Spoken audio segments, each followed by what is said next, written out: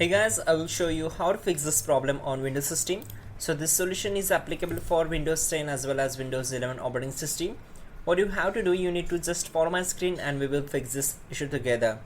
In the first step, we need to open File Explorer. It's very easy and one-step method. So just follow my screen. Open C drive, then open Windows folder. Now we need to find out the temp folder. Here it is.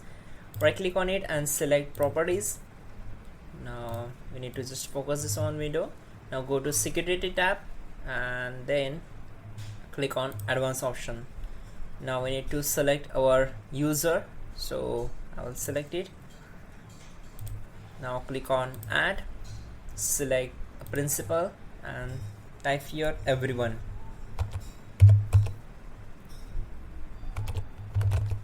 Okay, now click on check names and click on OK. Now select full control and click on OK. Now select it and click on apply, select S and then OK.